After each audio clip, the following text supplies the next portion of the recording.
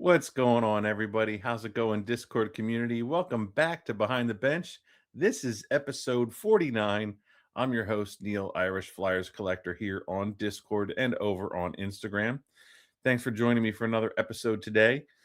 Hope you're having a decent week. I've been having a decent week. This weekend was pretty cool. Started off this past Friday.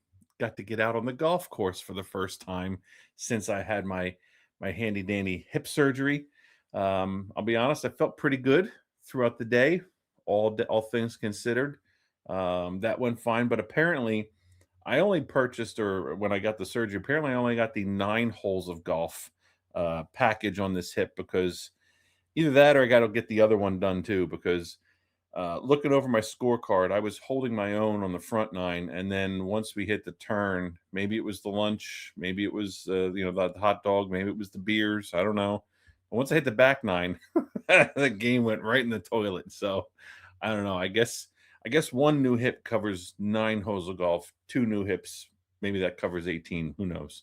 But we'll see. It's pretty much inevitable for me that I will need the other one done at some point, but it's just a matter of not if, but when.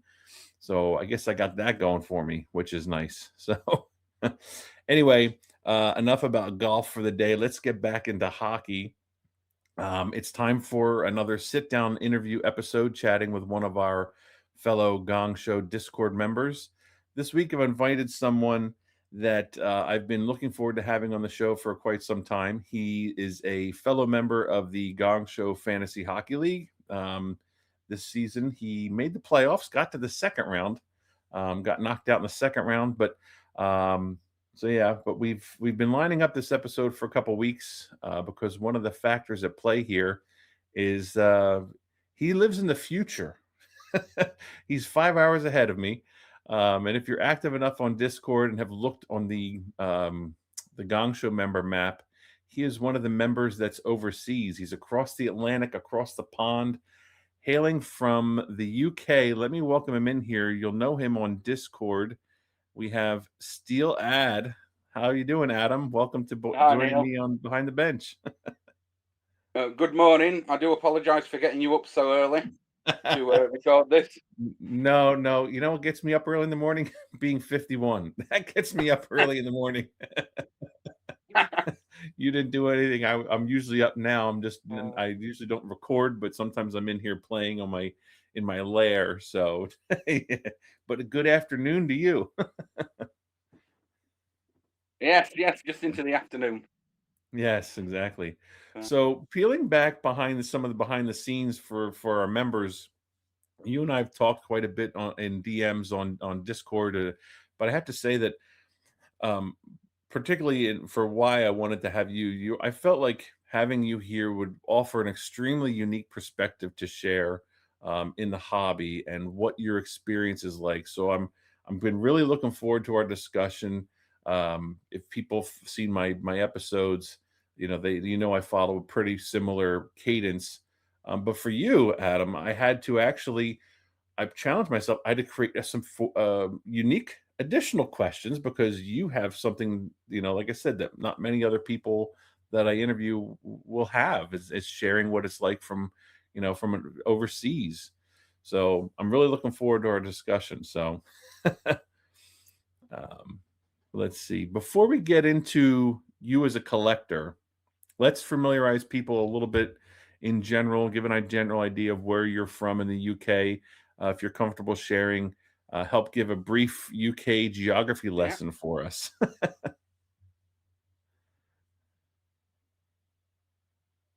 So I'm from a place which is, I mean, the nearest town to me is Sheffield. Okay. Um, I think the fifth biggest city in the UK, fifth or sixth. You've got Birmingham, Manchester, obviously London is a big one, Leeds, and then sort of Sheffield comes next. Famous for steel, a lot of steel works, a lot of coal mining back in the day around this area. Mhm. Sheffield cutlery is obviously, before the Chinese took over with their silver, it was a lot of Sheffield steel. So very much a working area from the past. Um, and obviously the UK synonymous with football as the big team, Sheffield Wednesday, Sheffield United, and my humble little Rotherham United um, around this area. Mm-hmm. But in terms of hockey, um, nothing until the early '90s when the Sheffield team, the Sheffield Steelers, were evolved and came into the UK scene as the first hockey team around here. Now they're part of, was it the Elite? Isn't that the Elite Ice Hockey League or something like that? Yeah, so it's been through many disguises over the past few years. The British Super League, the ISL at the time in the late '90s, early 2000s, but the Elite League then. A lot of teams back in the day used to overspend, and then halfway through the season couldn't afford players' wages and Oh, just jeez. um, yeah, we're now on a level path, and we have been for sort of 10, 15 years with the Elite League and teams doing it the right way, not spending above the budgets, and Right. some really good hockey and a good level of hockey these days. Good. Yeah, it's funny. I learned about that league in 2018. I think it was 2018, 2017. I was in Ireland, and if I'm not mistaken, the Belfast Giants are a part of the same league that the Steelers are. Yeah, Yeah. yeah, Well, we were when I was one of the visiting top there. teams. Yeah, Oh, are they? Okay. I was visiting you in Northern Ireland, and we went by the stadium, and I saw the signs for Belfast Giants hockey, and I'm like, wait, there's a hockey team in Ireland? It blew my mind. So, but yeah, I learned about Sheffield Wednesday famously from Ted Lasso, the scene in Ted Lasso. I loved that show. We talked about that scene, and then more recently, I watched Welcome to Wrexham, and the Sheffield Wednesday is actually talked about because I know there's some conflict there, or maybe that's all past now. What I'm watching now, I think that happened at the end of last season or the end of last year. But so yeah, so very cool. Oh yeah, let me do this real quick. Let me do this. Add this so people can understand. Whoop, there we go. There we go. A little geography lesson. So we're the little circle here. That's the Sheffield area. Just yeah. wanted to put So that sort of out the there. middle So middle yep, of the right. UK. Mm-hmm. Yep. So yeah, put that. I put this together. Yeah, we're not too bright with the geography at times here in North America. So that's why I wanted to throw that up there. Well, I think the No. UK is probably about as big as a state in America, so that's our whole country. So. Yeah, I should have looked that up. I forgot to see how big. What I forgot to look up what the perspective is. So, but Yeah. all right. So let's now that we've gotten a background, let's start at the beginning for you. Like, how does someone like growing up in the UK even get introduced to hockey and hockey cards? Like, I imagine it's everything's football centric. So, how does that start for Yes, you? a lot of football, and I grew up, going to the football with my dad, watching my hometown team, Hmm. um, and then sort of, through the '80s into the '90s was just football, football, football. Hmm. And then the EA Sports brought the NHL games out Okay. on the old Sega Mega Drive, um, and I got into hockey that way, and that's how I, first encountered the NHL. From '93, '94, '95, those sort of video games. Um, I found Detroit, used to love playing as them, hence Detroit is the team that I've followed ever since. Sure. Um, and I won't, then, I won't hold that against you. so I was just the players at the time. I loved Eisman, I loved Fedorov, Nikki Sure. Lidstrom. They just, really good players. Yeah, they're Used to, kind of hard to not like them. I liked them as well yeah, until they ultimately beat my team in the finals. But yeah, they were a good hockey club in the '90s. They were the club. yeah, not so much these days, Yeah. um, but then I think the Sheffield Steelers, my first experience of a live hockey game, probably about 1994, 95 season. Mhm. Uh, got some tickets to go and watch the Sheffield Steelers, and that was it. I was hooked. One game. Uh, I Absolutely loved it. Sport. I think that's what the sport once you get to experience those because a lot of people watch the game and you'll see it on television and feel it's hard to capture and hard to watch, and I don't disagree until you get, the routine of it down, but once you're at a game, like, that's where the sport kinda gets its claws into you, Yeah, it's and so you fast. get hooked. Your eyes are everywhere, Yeah, and yeah. it So, yeah, I it's was just curious. unbelievable. It's interesting to hear that you've discovered the game through NHL from EA Sports. I was curious, how does that naturally happen? Like, I wasn't sure how popular, even though you have a team there. Like, I'm sure they promoted the hell out of it Yeah, initially. But yeah, I was like, kind of had to have started a little bit younger. So okay, so EA Sports is how it started off for you. yeah. Um, so what's the atmosphere like? How does it compare to watching like the NHL?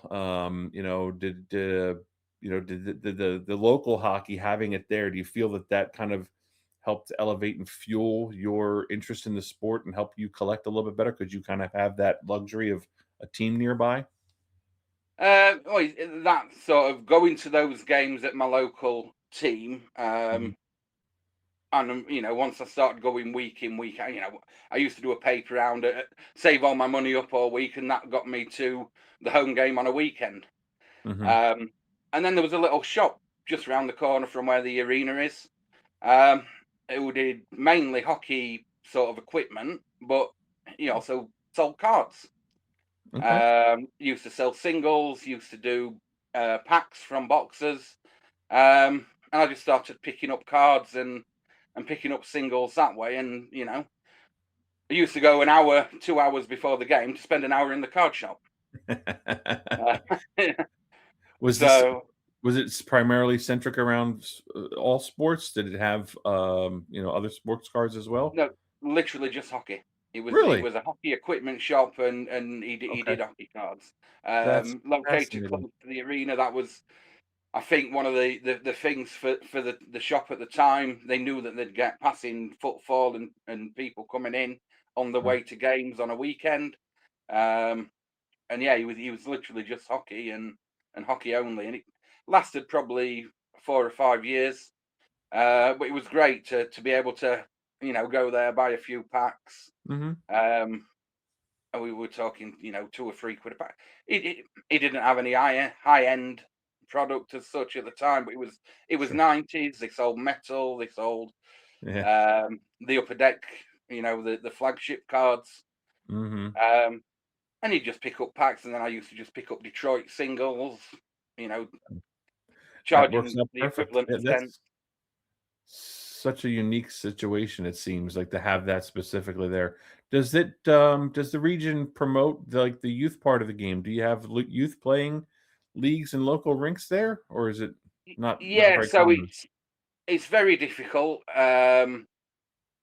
I mean, GB have just been in the World Championships, and we've been relegated again. We sort of bounce between coming up and going back down. A lot of our better players of the last 5 or 6 years have literally retired after this tournament because of their age.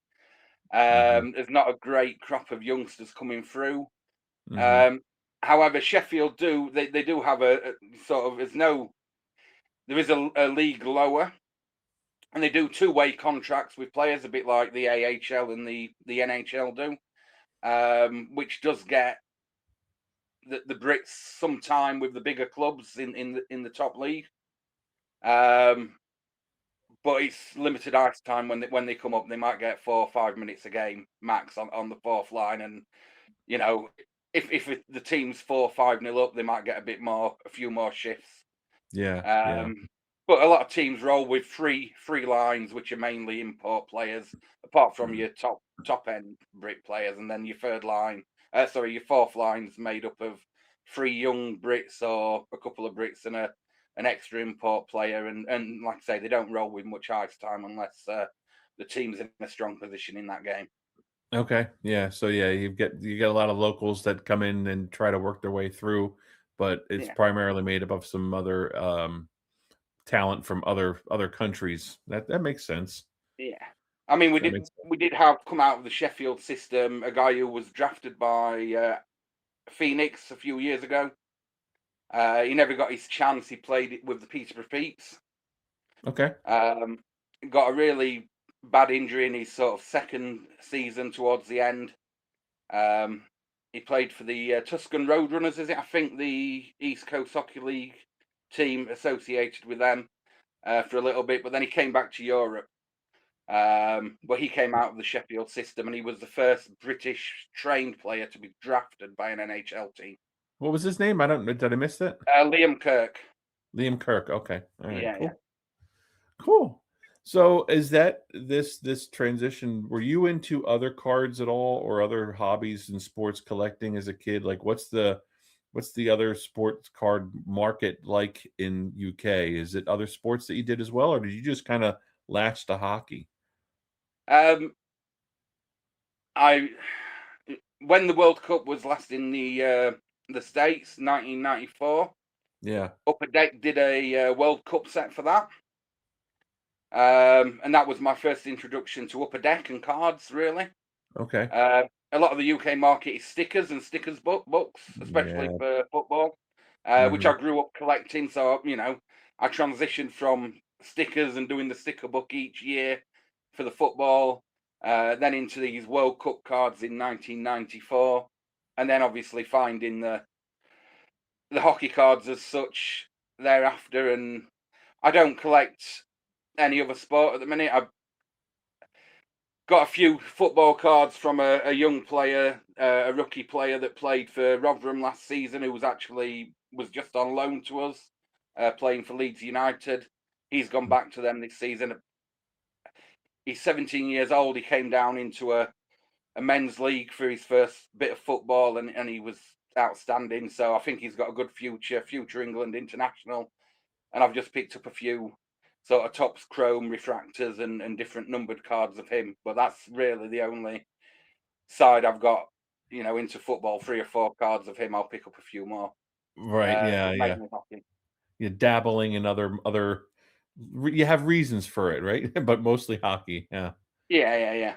Yeah, it's like I dabble in some other sports and other things as well. Like I'll get some baseball cards of my favorite baseball player, and or even some Star Wars, Boba Fett cards. But then I find myself going like, well, I could have spent that $25 on something hockey related. So it's not too often, but every so often, I sway out there into other areas. So let me ask you this: and again, I apologize if I don't want to lean into this too much. I've had some of these throughout the episode, but I think it helps build like a natural perspective. But so in North America, hockey's deeply ingrained culturally, especially in Canada. But in the UK, obviously, football is king. So is it difficult out over there with, being a hockey fan and explain, or is it pretty well most people are aware of it and they kind of understand it, or is it not as unique as maybe I'm thinking it is? No, so our the English league, the elite league, is made up of 10 teams. Mhm. Um, my team, Sheffield, are the most hated team of the 10. We were the first arena team. So they built Sheffield Arena in 1991.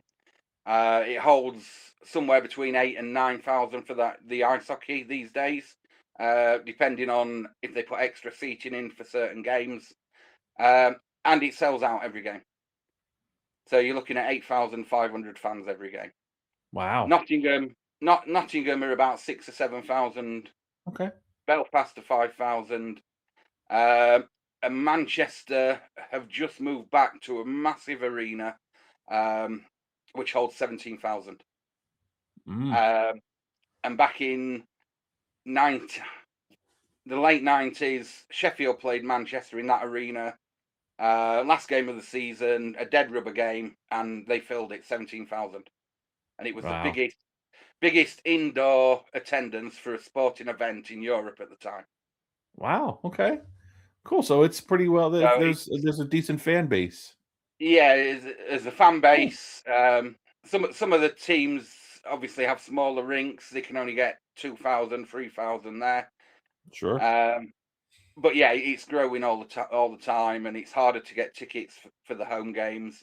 Hmm. 'Cause they're guaranteed to sell out. They promote it really well. They promote it well in Sheffield, Belfast, Nottingham, and Manchester will be doing the same again now. They've got this big arena, and hopefully we'll get one of those attendances again going into next season So of 17,000.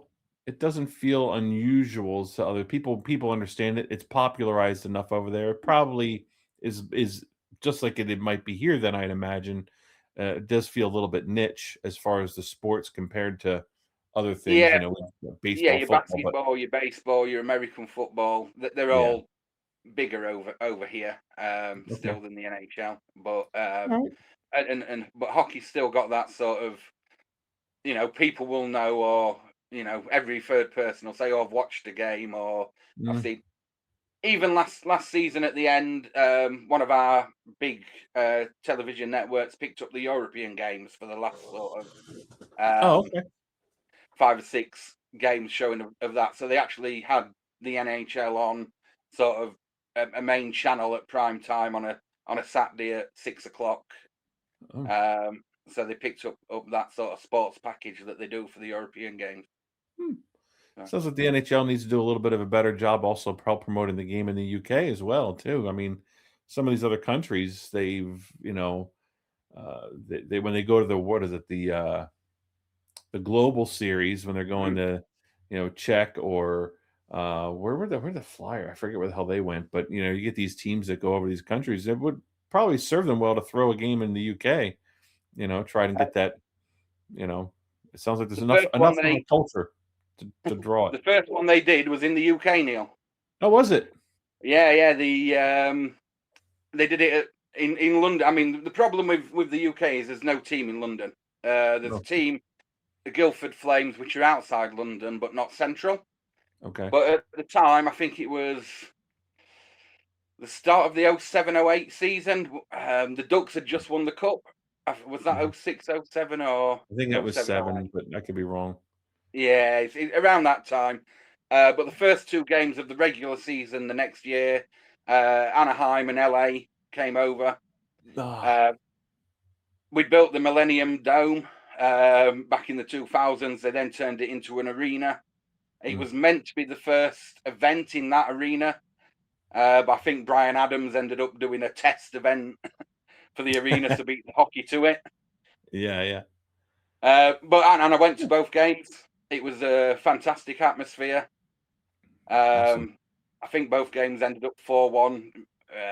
One, I think the Ducks won 1-4-1, and the LA Kings won 1-4-1. Oh, But okay. yeah, Cool. yeah, Cool. really All good. right. But yeah, it sounds like that would behoove them to kind of touch on that again. But Yeah, like they you need to said, I come back. guess if there's no team in London, that's probably the biggest draw. But hell, the NFL's been making a go of it for years now, and I mean, was it the Jacksonville Jaguars play 1 or 2 games over there every year? So, Yeah. yeah, should be worth it. So, but let's transition back into you as a collector, and it's not all about being from the UK. I mean, but as far as you as a collector, so you started in the '90s. You got kind of latched on to the Red Wings, and appropriately so in that time frame. Do you remember like what was like your first prized card that you were after as a kid and or in that era? Like what was it like? Do you remember that first prize card as far as collecting hockey? um, I started and I like sets. I'm a set collector still to this day. Okay. Um, they used to do the 96, 97 SPX. Hmm. Look a bit like there's your boy Eric Lindros. Oh yeah, yeah, yeah, yeah. The horizontal set. Yep. Yeah, absolutely love those. Have the full set apart from Okay. the Gretzky Auto. Uh, Um, I had it at one point. Circumstances meant I had to sell it, and I uh, need to get it. you get So it that back. was at the time my prize card. But again, sort of the metal. Where are we Let going? me pull this here. Oh, yeah, 96, just tilt 97 it. metal Oh, you got cards. Marty. Hang Yeah, on a second. Remove you here. Where are we doing? They're doing that. There you are. Good old Marty. yeah. The Like best that. metal design ever. I Mm, still love metal to this day, but near enough every card had a different background on those. yeah. Um, so yeah, and that's Nice. sort of. at the time where I started. I'm waiting on the last few cards. I've just bought them off of COMC for that set. Okay. Come see, um, yeah. I can't even imagine what your what your people in Canada complain about the shipping. I can't imagine what it is like. Do you like load up a lot or what? What's your COMC perspective? well, I do a lot of collecting on E-Pack, and I just had 1,200 cards shipped from E-Pack, which I ordered in December, and they Okay. arrived last month. Literally about a month ago, so 4 or 5 months. Mm-hmm. Uh, I tend to order 15, 20 at a time. Try and keep it reasonable to get the cards through. Couple of Sure. months, hopefully 2 or 3 months, and Okay. they'll be here. Yeah. Yeah. You have to do it every few months to keep it under 50. I think is the sweet spot. So, Yeah. but cool. So you still have a bunch. You do a lot of the set collecting with SPS. You still have all of them except for the one Gretzky auto, which that's a you'll get it back again. Well, trust me. Knowing the nature of how we collectors are, you're eventually going to pounce on that someday. The time will present itself again to you. Yeah. Um, so you mentioned with Red Wings, Fedorov, Iserman. Were those kind of your favorite players to start off with that grabbed your attention? Yeah, so I used to, and obviously back when I was collecting, then it was just very cheap inserts, Mm-hmm. base cards of Red Wing players along those lines. Larry Mm-hmm. Arno, Brendan Shanahan for a couple of Mm-hmm. years came over, Chris Osgood.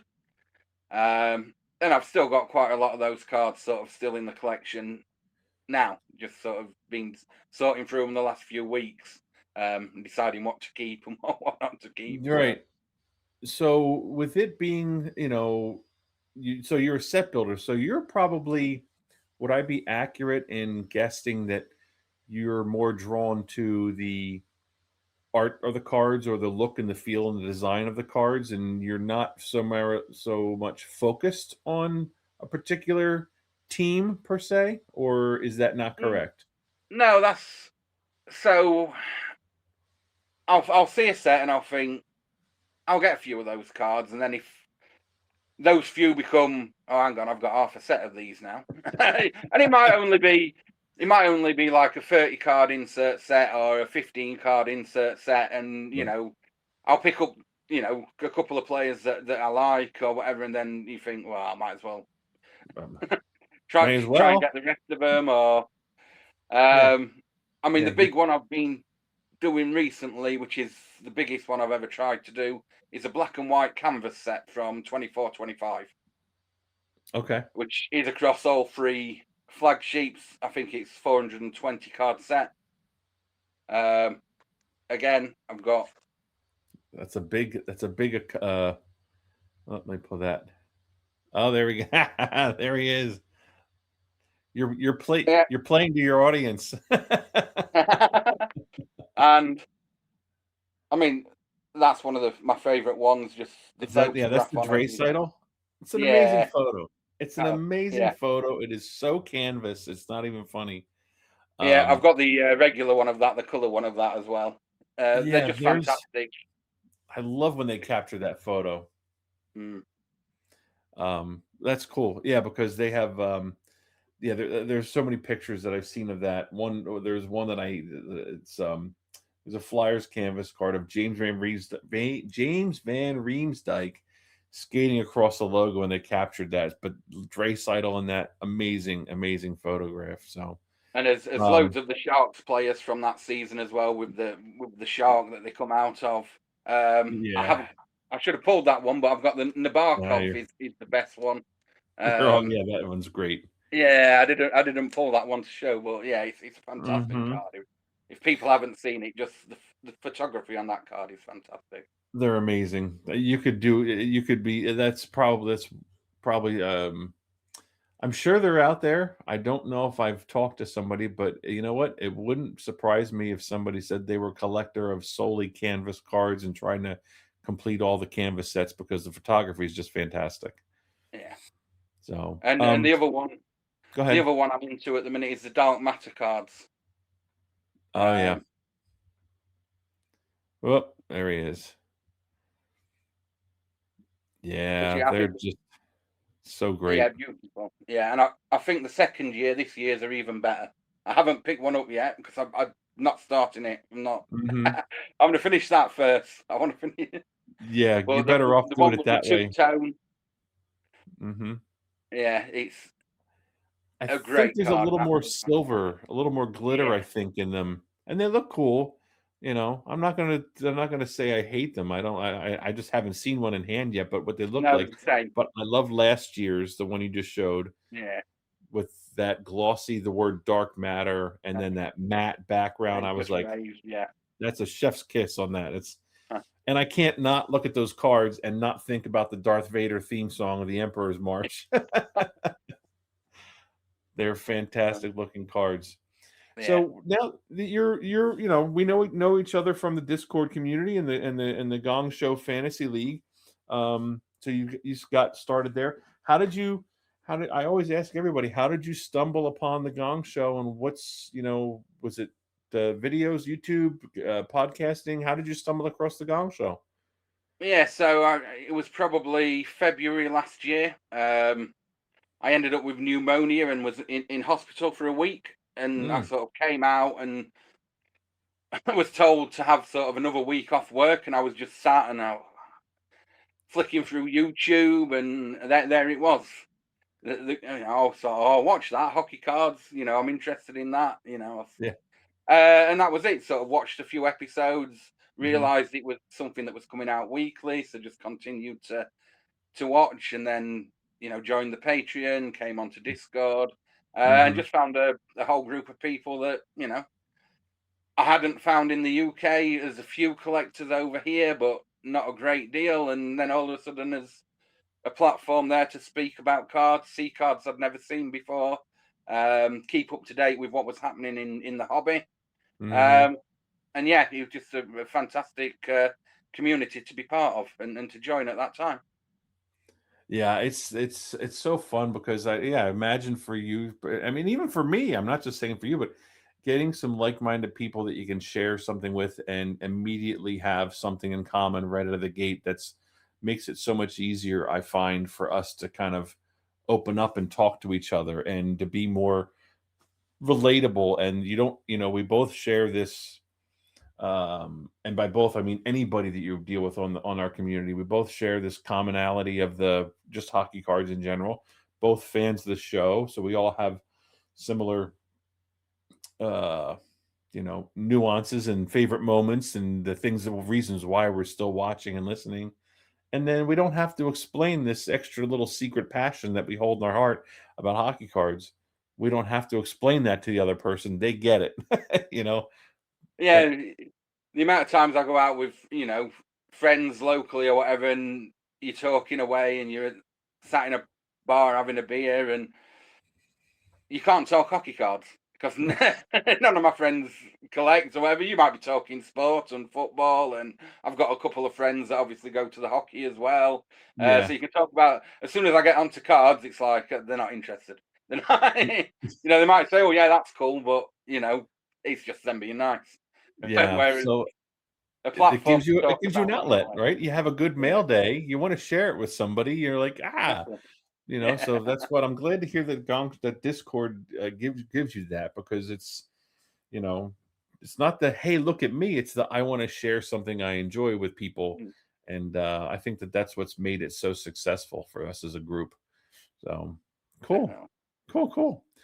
Do you, was there a point where in your collecting phase, well, not that you felt like you noticed it stopped being a phase and started becoming a part of who you are? Like, so you still continually do on. Was there a point where you kind of recognized that fact, where this isn't just me grabbing a few cards at the local shop there that sold hockey gear, where it kind of became a bigger thing for you? Did you notice? Did you pinpoint that moment?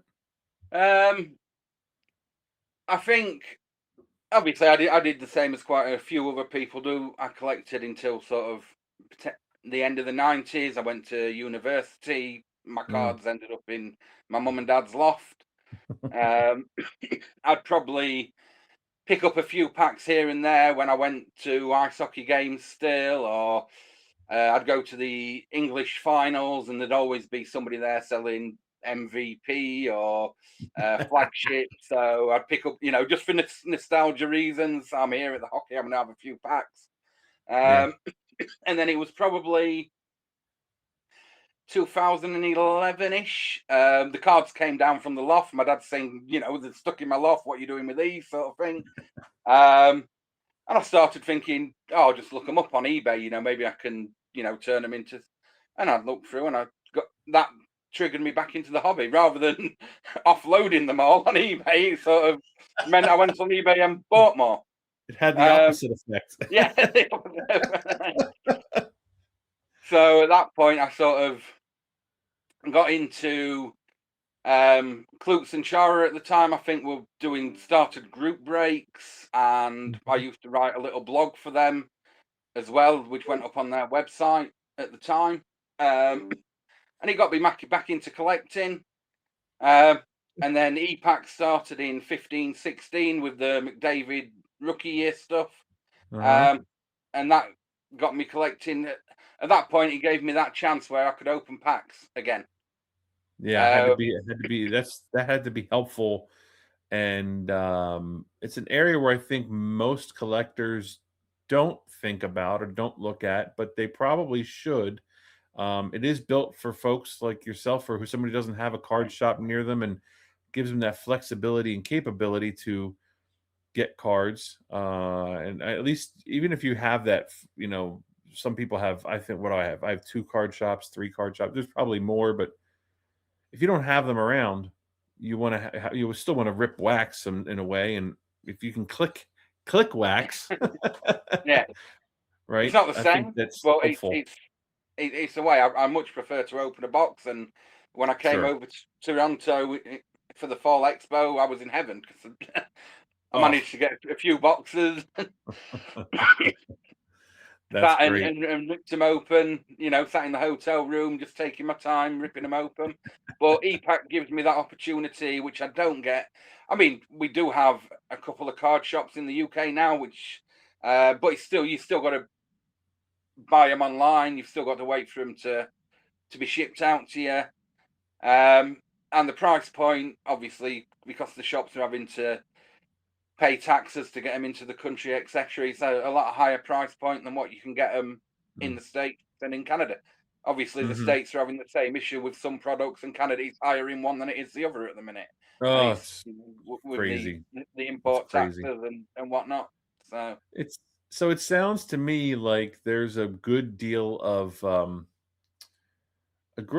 patience that you have as a collector in the market because you're forced to have it, but it will give you that opportunity to be like, okay, I'm gonna get these as they come along, and here we are, 25 Skybox has already come out, and but you're wrapping up the 24 Skybox Dark yeah, Matters, and yeah, patience will probably serve you well where because you also have the increased cost due to shipping and or yeah. importing, right? Um, yeah.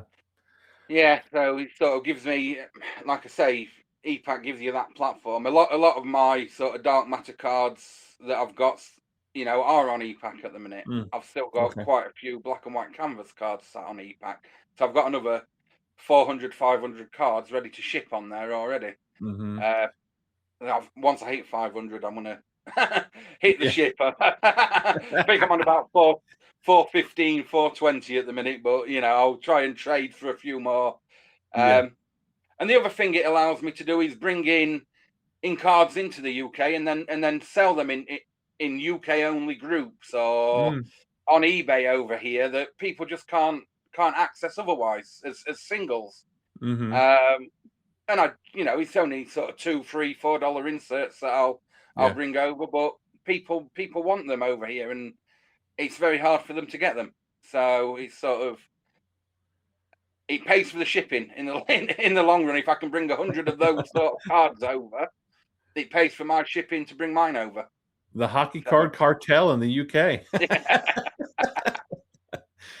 So, Yeah. being outside, of North America, that hobby bubble, I guess that, like I said, it changes a little bit how you collect. I guess uh, because even with EPAC, they're delayed releases compared to everything else. So I'd imagine that you have a little bit less. Like I said, you have the patience, but you're not hype chasing all the time. Maybe there's a little bit of a more of a personal attachment to the collection versus the hype, and not as much driven from hobby obsession from the market? Or does that still hit you and you just have to again employ that patience factor and then just have more accountability to, okay, I'm going to go after this once I have them available to me?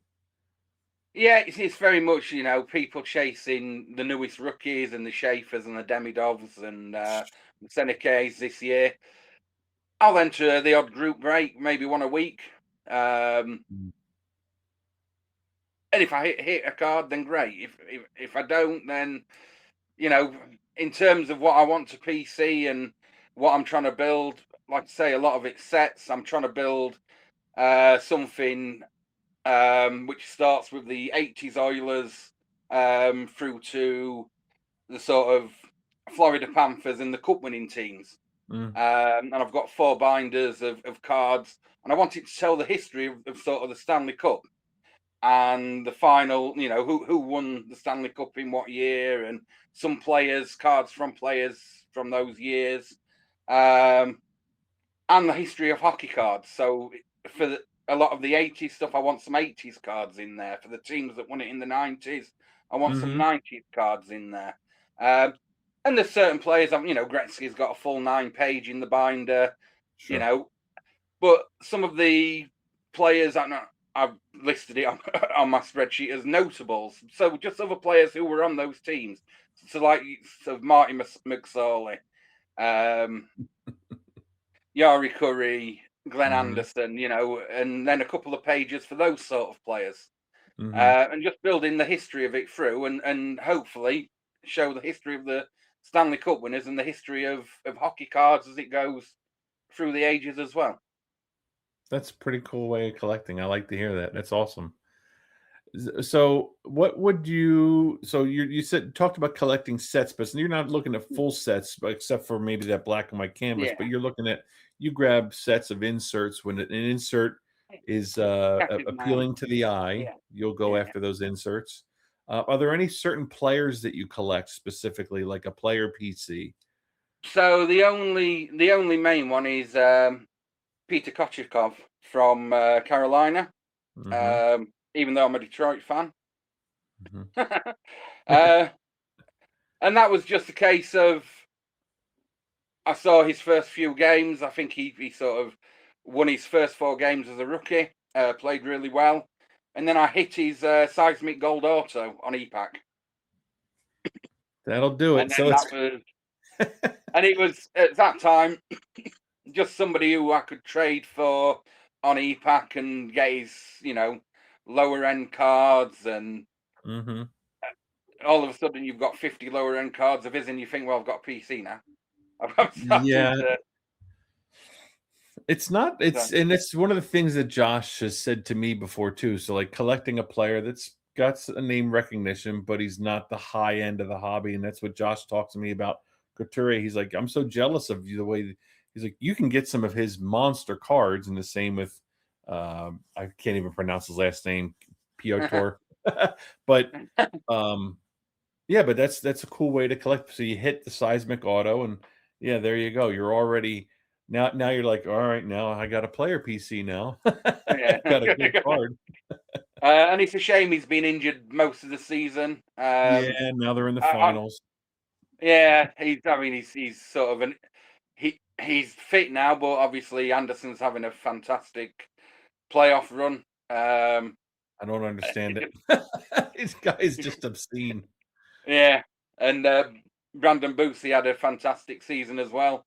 Hmm. Uh, my only disappointment, I obviously coming over to Toronto, start of the season, I think it was Kochikov played the Saturday night, and I went to see Carolina v Toronto on the Sunday night, and he was back out injured again. Yeah, man. My chance to watch him, watch a game, watch him play a game, and he came Right out down on the the field. ice, did the warm up, and that was it. Oh, man, that stinks. So, a lot of what I'm gathering, and maybe we just haven't touched on it. A lot of it insert seems to be insert collecting. A lot of that stuff. Anything with regards to, do you focus on autograph and memorabilia cards, or is it just when those come up, but you're still drawn to the eye candy of inserts, and or is it just that we haven't talked about autos and mem? Yeah, so I don't aim for a lot of high end cards, or I'm more $20, $30, $40 in that range. Great. Inserts, nice inserts, numbered inserts. Yeah. I love a hard signed auto. Hmm. And I will go after one if I really see one at a great price, or it's something I want for my collection. So the Kochakov ones, I've got a few of those in terms of autos, but I don't necessarily go chasing the cup cards with 3 color, 4 color patches and Yeah. Right. and auto. Um, not to say that I don't like them. I think they're Hmm. fantastic cards, but a lot of my stuff is in binders. Hmm. So it's hard to hard to shove one of those into a binder. In fact, Yeah, I've they probably are. only got Is it one of those you're in top loader binders? yeah, yeah. Yeah, I've yeah, got yeah. And that was the one thing that I was complaining about with that. I tried it out with my Mitch Koff and cards. I'm like, all right, let me give this a whirl. And then I got to some of like my thicker cards, like my Future Watch yeah, autos, and I'm like, well, what do I do with these now? I'm like, do I need a separate? I got annoyed. So yeah. So a um lot of like I say, a lot of the sets I collect, with collecting insert sets and that, they're great for binders.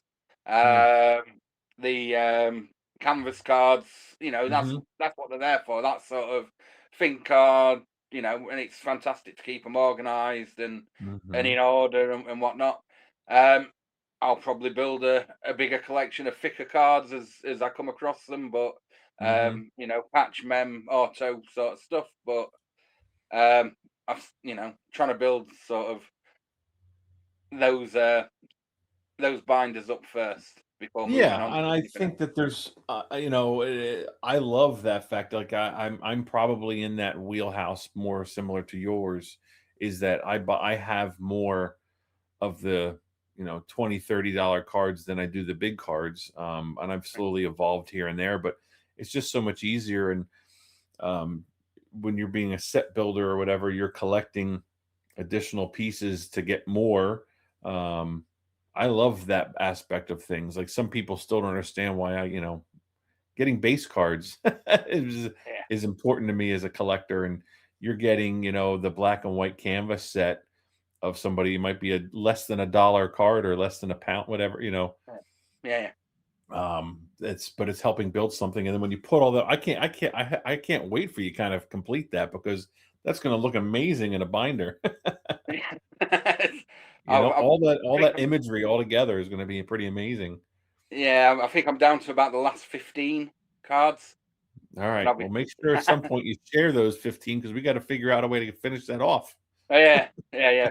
Obviously, the Celebrini's Oh, the well, big yeah. one. Yeah.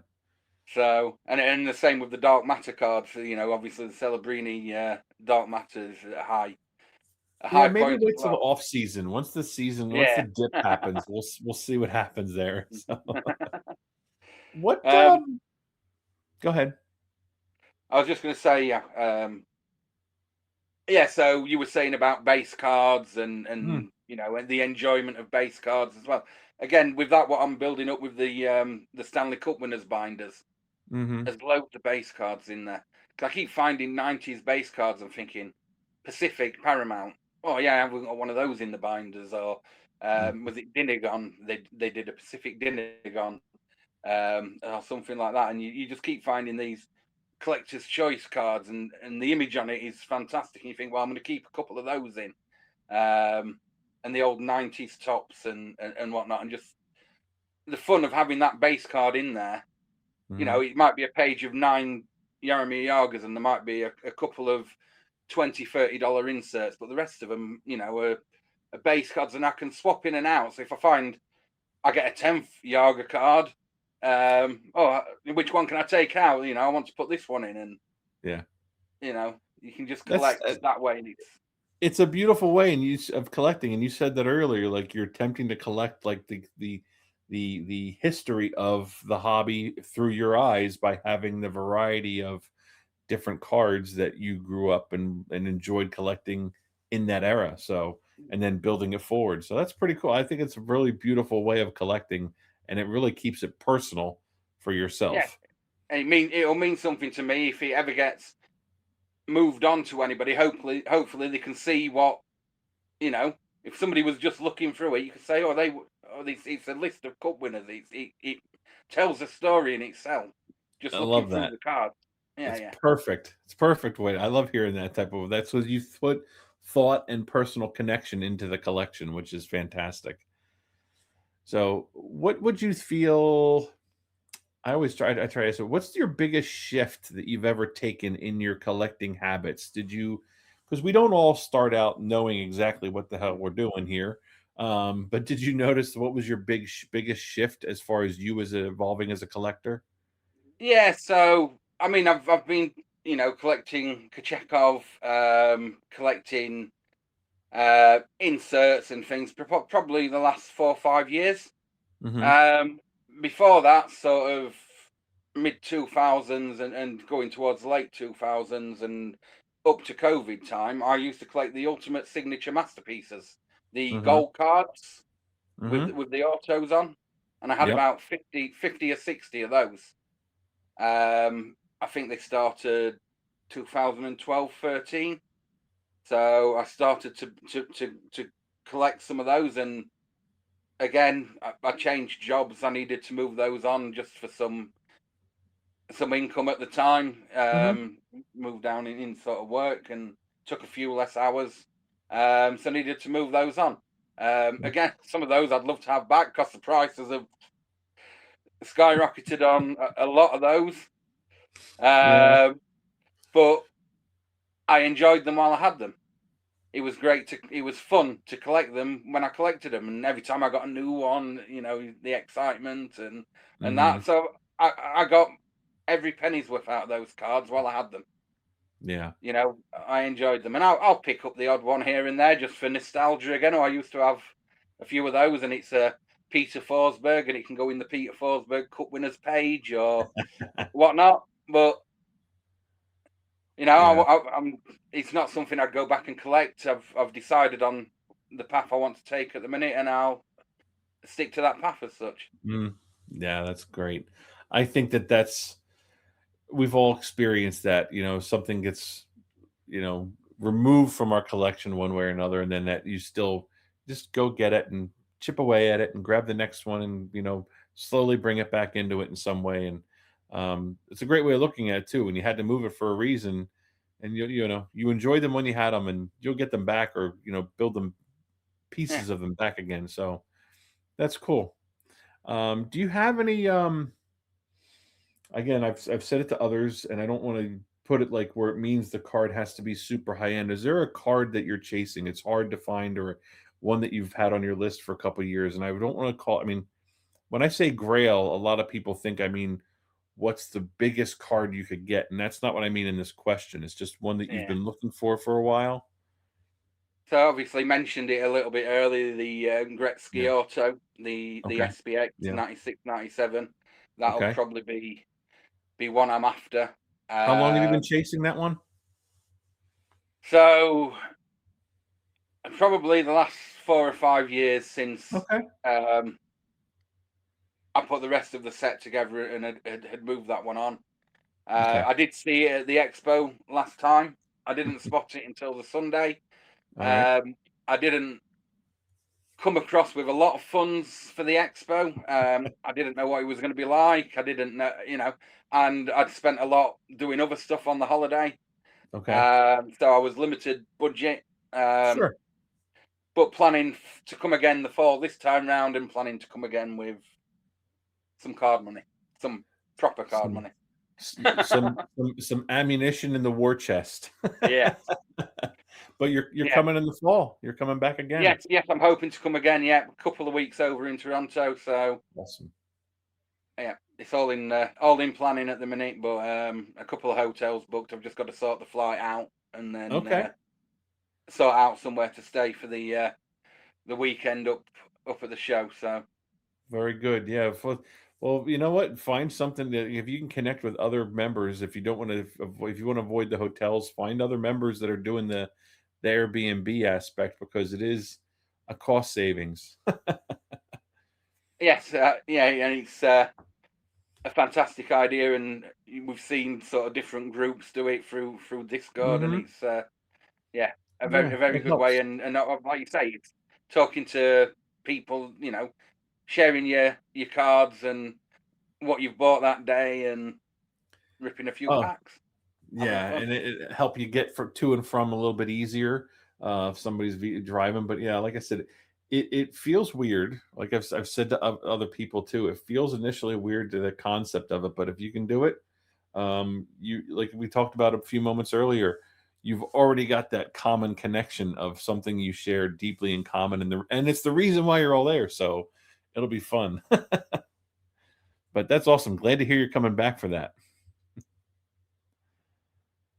Glad to hear you coming back. How about with you collecting and you got to protect your cards? I've always often asked people about this stuff. Everything common? You said there's a couple card shops near you, so you're able to get all the necessary top loader binders, one touches or all your necessary supplies pretty easily. Yeah, there's a great Good. company called Mint Keeper over here that do the binders, and they do the top loaders and the penny Good. sleeves. All right, so you're not Um, having to pay a premium for all those as well, right? no, no, because Good. even though the hockey cards and that are sort of low over here, Pokemon and TCG and everything like that is huge. Okay. Yeah. So you've got that sort of side of it as well. Mhm. In fact, there's a card show at the minute, actually, in my town over this weekend. Oh, Um, cool. but there's no hockey. Yeah, it's like here. There's still plenty of those shows, and we might have a couple tables here and there, but yeah, and that's so you've been to the expo, so you've been to hockey card heaven, and yeah, I Yeah, can. So yeah, it's the complete I was opposite. I was trying to weigh up yesterday morning. Is it worth the £15, which is what, 25 Canadian, Mm, 20 US? Is it worth paying that to walk around a show that's nothing. probably going to have one high end Wayne Gretzky card that's Yeah. out, not what I'm looking for and out of my price range. You're like you could take that money and just go buy a card on eBay like right now. Yeah. So Save you the I trouble. I asked a few people who've been previously, and they said the only time there's ever been hockey there is if Dave and Adams put a table on, Mm, and they're not there this time. So okay. All right. see, I decided it wasn't worth it. I got you. So let me ask one other question about the collecting perspective for you in the UK. What do you feel? What's for you the biggest challenge of collecting cards in the UK? Is it like the shipping costs, the import fees? Like I said, is it the wait times? Hard to Yeah, find I think local collectors? What any one of those things being your biggest challenge? yeah, I think shipping costs is Mm, certainly yeah. certainly the main one. If you're always looking on eBay for those sellers that maybe have more than one card you want. So you're Yeah. trying to go through their inventory and what they've listed, because if you can get four, five, six cards from the same place, same Mm, seller, then it's as long as they do combined shipping, which a lot do, or you can mhm. ask for it if it's not advertised. Then it's worthwhile. Then, especially if you're buying, six, seven, 20, $30 cards, all from the same place. It's stuff you need for your collection, and you're only having to pay the one fee as such on It shipping, makes sense. which is why COMC's probably where I'm tending to buy at the minute. Yeah, Even yeah, though it the makes shipping times are huge, it's the shipping that cost is, that comes into that's when you need your factor. patience. But That's yeah, when you definitely need your patience. So if I'm so gathering correctly, shifting into this again, talking about putting cards in top loader binders and whatnot, and grading is not something that you it's important to you, or do you have any grading cards graded? no, no, it's not. Okay. Again, for me, I get grading. I understand grading. Yep. Um, but a lot of it is for people that are hitting those cards or getting the big cards raw. The Mm, latest rookies, getting them graded, getting the high grade, and then moving them on at a premium and doing that circle of buying lower and selling higher and mhm, grading cards. yeah. Um, I'm not particularly interested in grading PC cards. Mhm, Top loader binders more than fine. For me, it protects them well enough. They're not out in the sunlight. They're away in, something mm, that's going to keep them safe. right. And you can just open a binder and sit and flick through on a Friday night, Saturday night when you're doing your hobby time, Yeah. uh, and look at those cards. Awesome. Um, That's great. I agree. yeah, so That's I don't fine. go looking for to buy graded cards. Good. Okay, cool. Yeah, I just like to ask. It's Yeah, it's not for everybody. Some people love it. Some people have a little bit here and there. I think for me, like I've said it before to others as well, I think it might be because of the era that I started where it's not ingrained into my yeah. fiber of what I grew up collecting. It was never there, and it was came in at when I got to my, you know, getting in my early late teens, early 20s, and the university and the girls and the job and building my career out, and then you know, then when I came back to it, I'm like, oh, I remember this grading thing was people were talking about it when I left, but oh, so it took off. Okay, thank you. Good to know. So, do you And again, to grade from yeah. the UK. Mhm. Yeah, yeah, grading in the UK. Obviously, if I was to send to PSA, there's shipping costs Oh, out there. There's then if I get a 10, it's an upcharge fee. It comes back. The import fees coming back in a higher. Um, I could it grade. wouldn't make it I mean, worth as it. graded in the UK, that'll do it, but it doesn't add any value to the card because people will just say it's not PSA. Yeah, right. Yeah, that's So true. That probably, yeah, it's makes it cost prohibitive. Like, why bother at that yeah, point? Now you're upside down on the card. yeah. How about anything else? Do you collect anything else? We've learned over the years that us collectors are addictive in nature. Do you collect other things like other sports, other TCG or toys or comics or vinyl records, whatever, what have you, anything like that? No, no, no, not No? Okay. particularly. I have done in the past. Like I say, I've dabbled with vinyl before. I've still got a huge CD collection, which I won't get rid of, even though you can stream music just like that.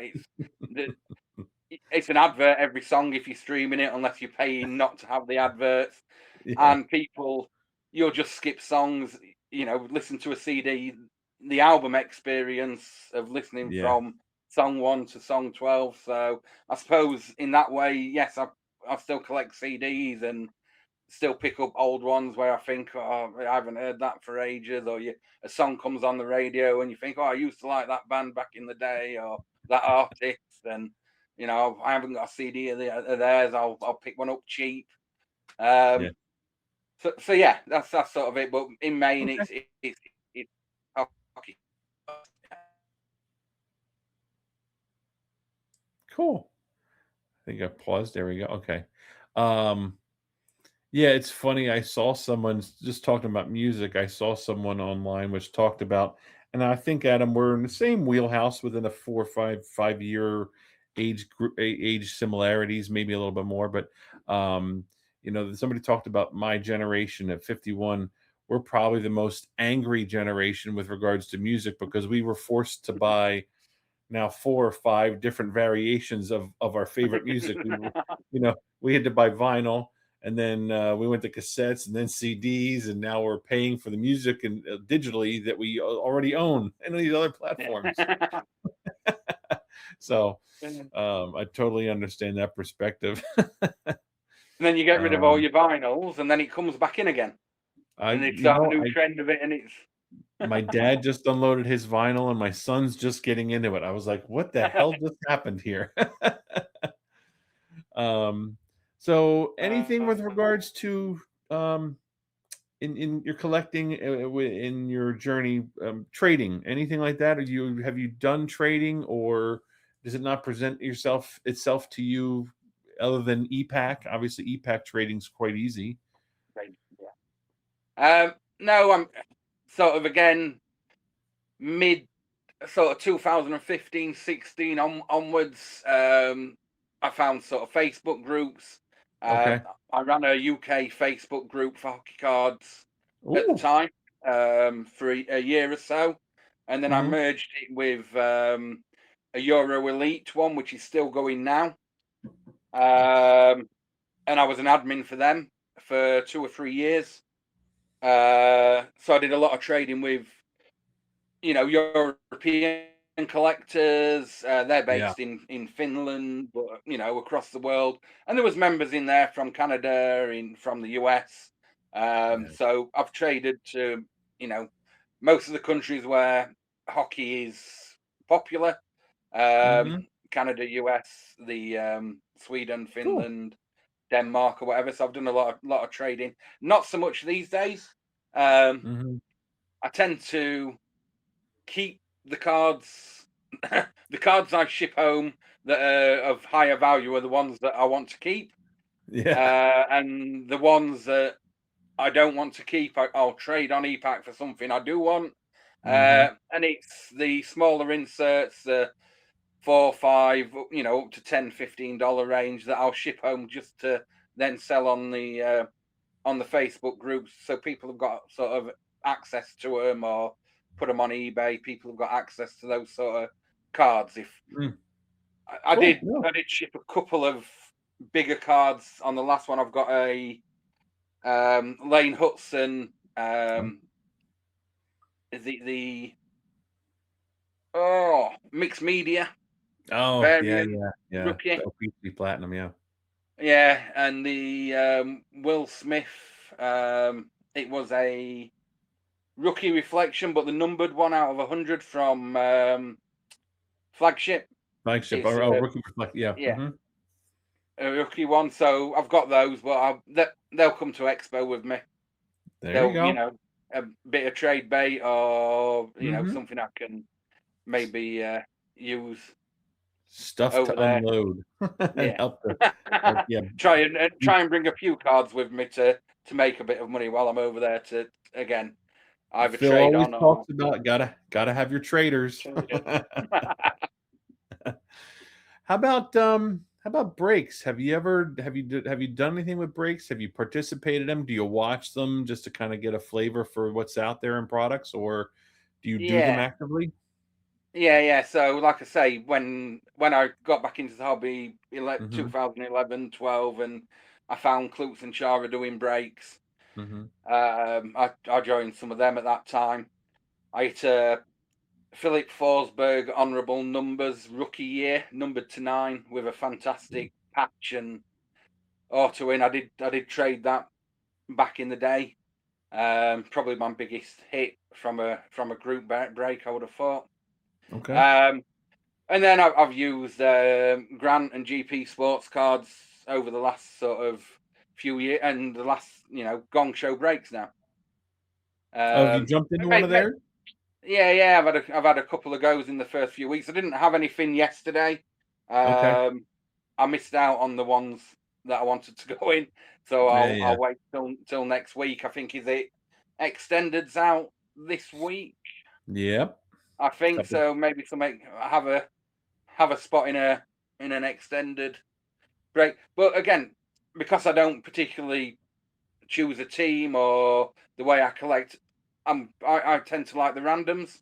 Mm, Um, I'm not having to spend, you know, over the top to get a certain team, and then Right. potentially the risk is a bit less, and you just get some fun cards sometimes.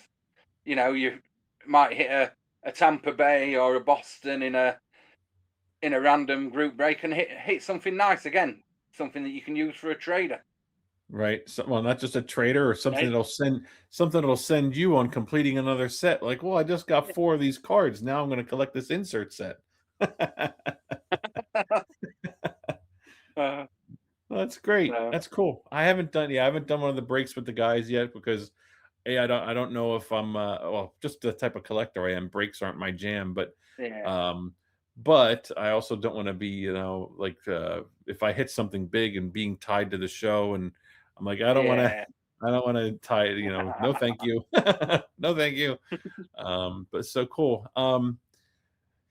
Well, good luck on extended when you jump into those. I hope you get something good.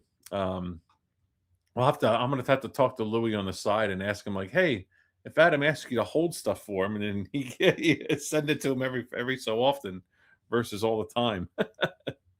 That might be Yeah, I've already helpful. set that up. I have already asked Josh. Josh is already doing Oh, that for me. oh, good. There you go. Just yeah. Perfect. So now they got Gong Show Vault. he doesn't he doesn't realize it, but he's got Gong Show Vault. Oh, That's great. I just hopefully it saves the guys a bit of shipping if all of it is a base Yeah. rookie card. I'd rather the guys Yeah. ship them Yeah. every Maybe couple of weeks or worthwhile. every month. Yeah, Yeah, save it for a bit. You're a loyal listener and Discord member, so save it and build it up. So that's good.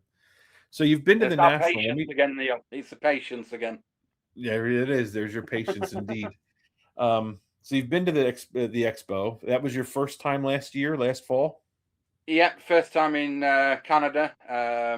Okay. First time abroad since I've been was 18, so it's first time abroad in Okay. oh, So 25, what was your experience like walking in those doors? uh, I,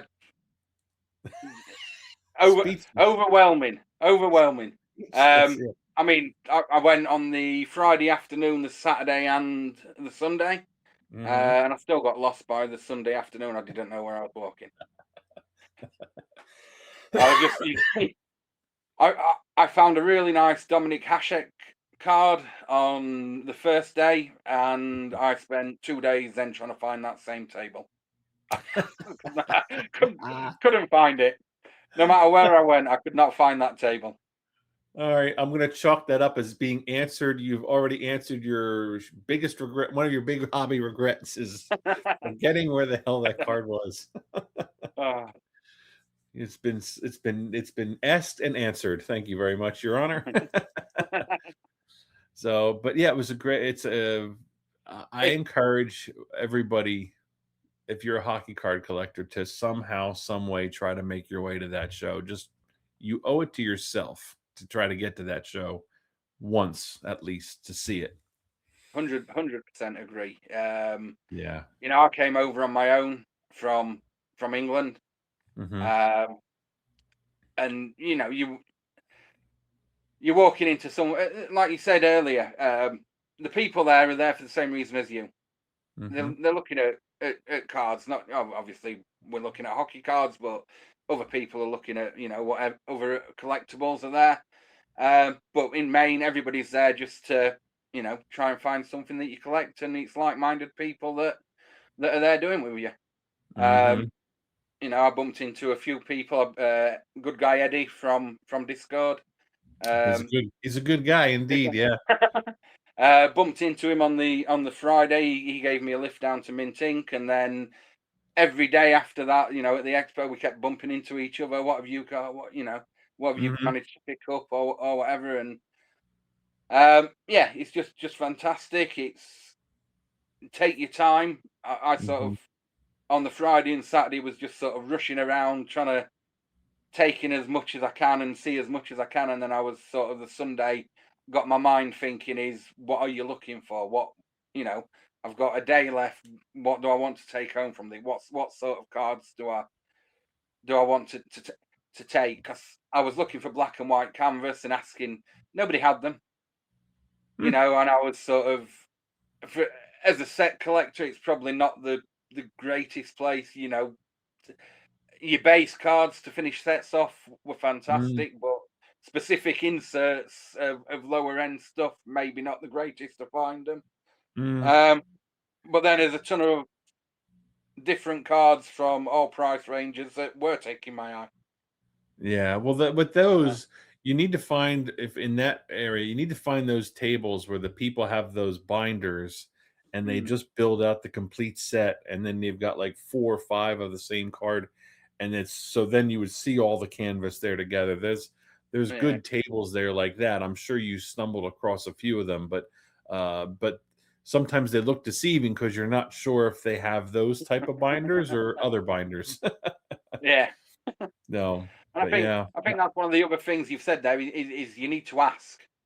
Don't be Yep. afraid to walk up to a table or a vendor Mhm, and hey, how's your day going? I'm looking mhm. for this guy. I'm looking for this set. I'm looking for this year's cards. You know, because that's what they're there to do. They're there to sell, to help you get cards that you want, um, and just don't be afraid to go up and ask. Exactly. Yeah, just we're all there for the same fun reason, so. How about, have you had any moments where you felt that the hobby got a little less fun and more pressure, or do you try to keep it like that's one of your goals is to make sure that you keep it light the entire time? Yeah, don't feel any pressure in collecting. Okay, It's good. some months, you think, oh, that bill's got to come out this month or this has got to come out, and I try Mm, and stick within a range of, this is what I can spend this month. mhm, So I'm gonna that spot in a break. That's my group break spot for the month. I've seen a couple of, forever like sort of liking cards or watching cards on eBay or sticking them into me COMC basket and then going back through it and saying, well, I can afford those couple of cards this month and making mhm, that decision then and sort of space. So I never feel there's never any peer pressure that that's the latest release and I've got to have that or you've got to have that player because he's the hottest rookie this month or mhm. anything like that. I just try and stick in the lane that I'm now set. So That's awesome. I love hearing that because yeah, we you can get it can get that way to a degree and you feel like that, but I think in your perspective, the patience that you have to have probably helps. It's probably a tool that you rely on more than you realize, you know. So, does it ever feel like there's but maybe it doesn't, but do you ever feel like there's any type of a disconnect from the hobby because most of it happens in North America, or are you just invested in the online community of it and it doesn't feel disconnected because of this modern way people collect? I think the online community helps that immensely. I don't get that disconnect. Good.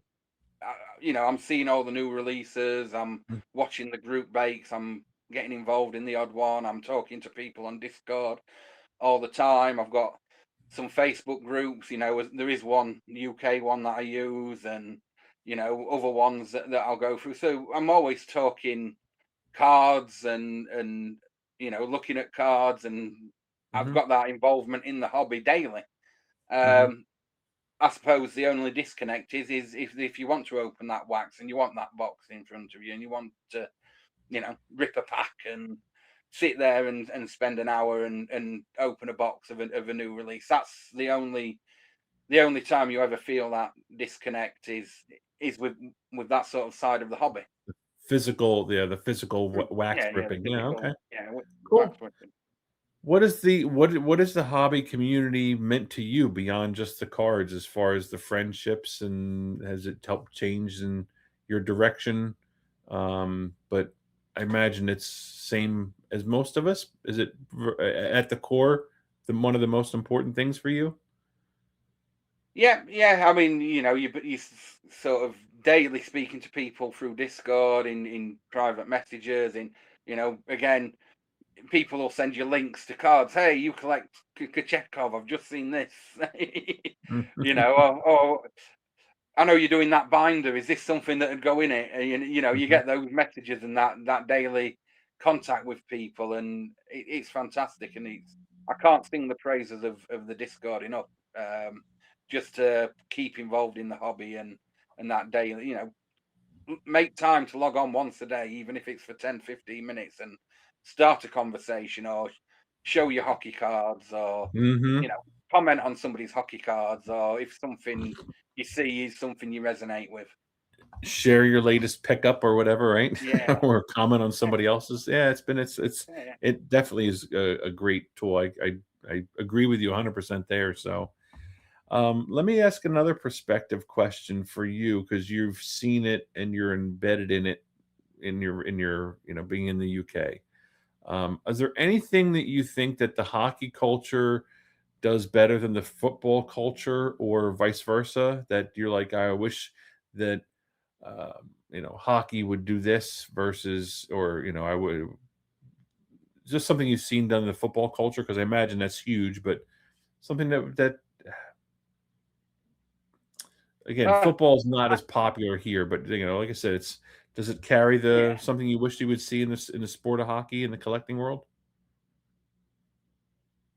Well, I suppose sort of from the sports point of view is, and I think the American sports are much more that way, aligned anyway. Is sort of the rivalries between teams and the fans. Football, they're still segregated over here. You've got an away end, you've got a home end, um, and it all goes back to sort of the hooliganism of the 80s and splitting team. To go to a hockey game and sit with a rival fan next to you or whatever. And there is a little bit of segregation or whatever, but it's more friendly, it's more banter rather than people taking it serious. Mhm. Um, if that could go into football, it'd be a lot better, but it never will. There's always going to Right. be that rivalry there and that split between the fans. So yeah, in terms of the other way around, is there anything to take from football into hockey or anything like that? Mhm. Um, nah, No, nothing I you can don't. think of. That's I mean, fine.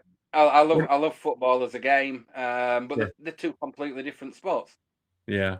So Yeah, but like you talked about the being segregated on the in the stands, that probably in a way lends itself to like the chants and the fan bases kind of going back and forth yeah, is something that I always thought was so unique to UK and foreign sports with football. And I'm always like, oh, that's like a going back and forth, like kind of like high school bands here in the US. They play a song, you play a song, they're doing a chant, they do a chant. So it's always something I thought was really cool. That was probably the first thing that I thought of in my mind as I was trying to develop that question. So cool. Good to know. Let me ask you one of my favorite questions. What's a card in your collection that nobody else would understand, but it means everything to you? um, I've got a couple I can show. All right. So My I mean, this is going back to sort of the 90s and oh, players that have played over here. okay. So this guy, Ken Priestley, Okay. Pittsburgh Penguin card. He was a cup champion with them in 91, 92, Stanley Cup winner.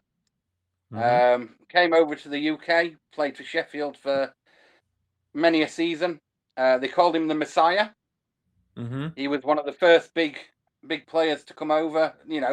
He probably played 80, 90 games in the NHL. He played for Buffalo a bit before Pittsburgh.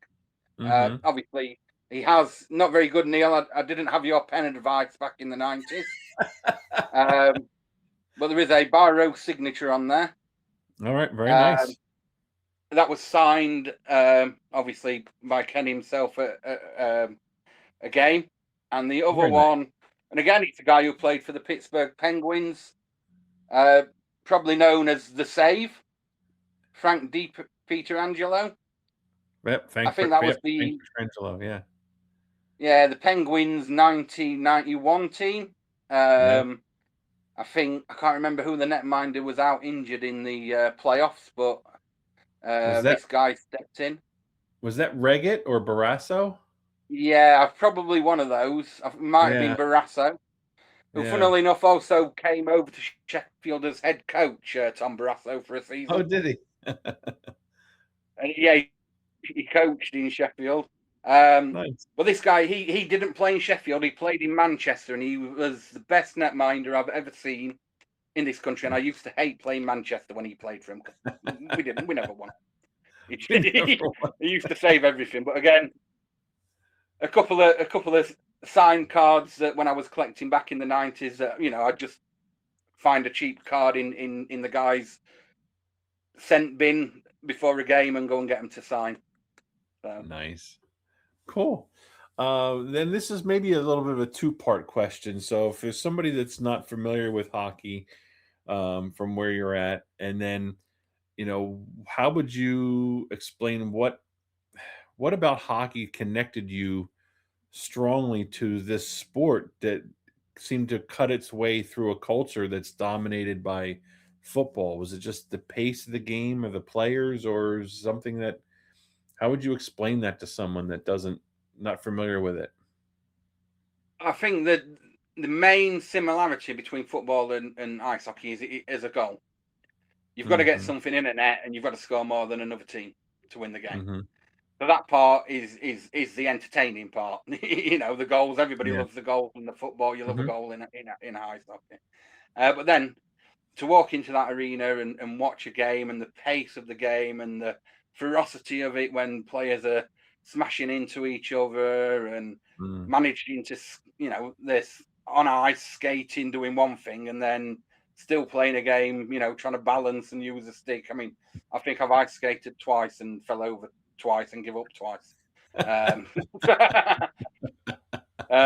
yeah, All right, just the cool. skill that these players have to do. I can kick a football. I used to play football as a teenager or whatever.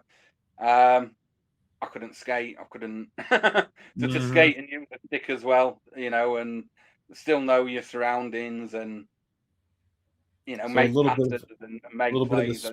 speed, admiration for the talent, and the Yeah. concept of the game. That's cool. All right, that's seems to be there. Do you have a favorite? And maybe you've already shared it. Maybe it was SPX. Maybe it's something else. Do you have a favorite card design or a favorite insert or a set from a particular year? That's like, too is it too many, too many, too many? too many. Yeah, So I'll okay. always go back to that 96, 97 SPX. I just think the way that if you get the card in the light, the player actually his face moves and it follows you Yeah, around. and it's 3D Uh, a little bit. yeah, yeah. Mhm. It's not like the newer ones, which are just sort of you get that reflection, but the face, it's you move the card and the player goes from and Yeah, he just smiles. Yeah, and it's the. I'd love to have them mounted and catch it in that light where you're walking down the room and the eyes just all follow you on the cards. oh, yeah, those And it'd famous be paintings where it's like, yeah, the eyes are always yeah, following you. like an old Mhm. haunted house painting, or Yeah. you get I that was feeling. in, uh I was in a castle and when I was 15, my family took me to Germany. My stepmother's from was born in Germany, born and raised, and came to the U.S. in 19. But anyway, we went over to visit the family, and we visited a castle in Liechtenstein. And there on the walls, this massive, massive canvas painting, oil painting of, I guess, an archer with a crossbow, and it was just dead center. And you like, I was remember being fascinated with that. I kept pacing the room because everywhere that I walked in the room, the bow was pointing at me. So it's like the eyes of those holograms on those SPX cards, or like you can move it this way and it's still looking at you. Yeah, yeah. Do you have a okay? So and maybe the answer is going to be too many. Do you have a new favorite design or insert from something that you've seen come out recently, and you're like, I can't wait to get that, and I'm going to complete that set? Um, Again, like I say, the new Dark Matters Okay. from this year, I really like. I'm Yeah. still finding old cards that I just I've not seen that before. That's nice. I love the obviously using EPAC quite a bit. I love the color wheel Okay. cards. I've got a see if we can. Oh, was that Patrick Waugh there? Patrick Waugh, but that is All-Star, yeah. 27-18, Yeah. 2017-18.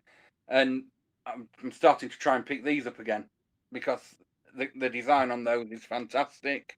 Yeah.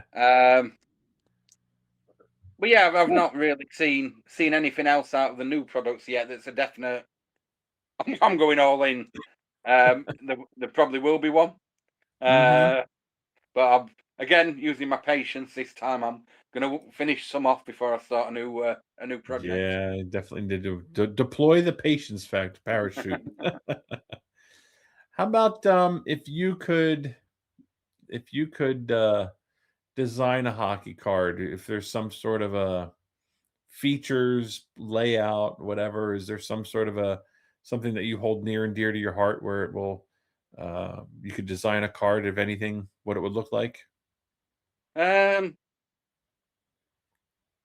I'd probably go for something that's quite plain, Okay. but yet striking.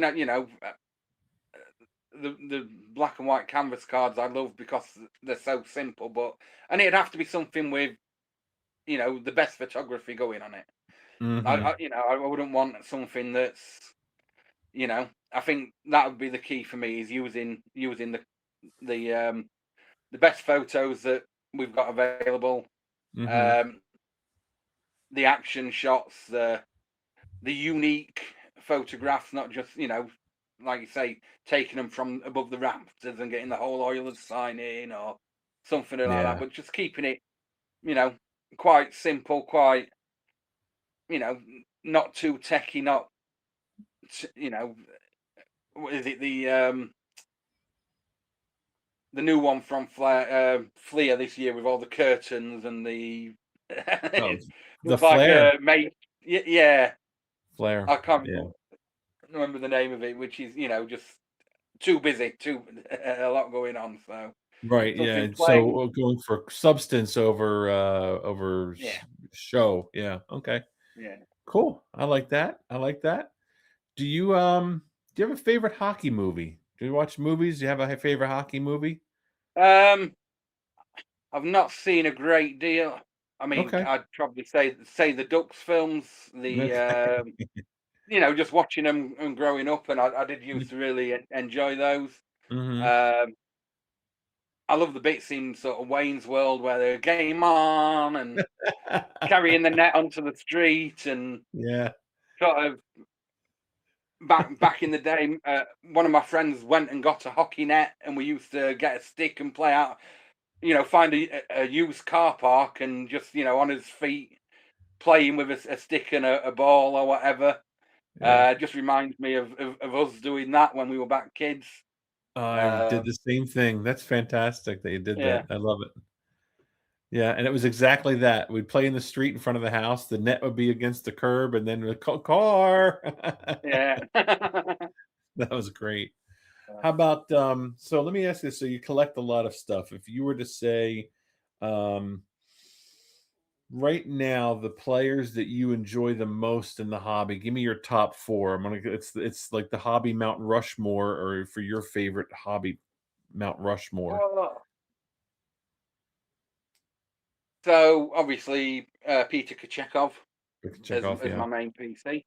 Mm-hmm. Um, Dominic Hasek, I Mm, just loved his style. He was a fantastic netminder. Uh, yeah. haven't got enough of his cards. Need to really start to pick some up. Steve Eiserman, and again, I've just been sorting through some older ones, but need to go back. I'd love to get some of his '90s inserts Mm, and numbered cards from back then, and pick some stuff up. mm-hmm. Uh, and again, Jaromir Jagr, I think I just love the way that he played hockey, the fact that he played for as long as he did. He Still, I obviously, think he just retired. Did he finally retire? yeah, yeah, yeah. Yeah. He'll come back next season. Yeah. But Yeah, exactly. He's like, "The he hasn't season's played in the over, I'm UK yet. retiring." Yeah. "Wait, Yarmer, we need to sell tickets." "Okay, I'm back." His Yeah. dedication to the sport, the Mhm. way he trained to keep himself in shape to play for as long as he did. Yeah.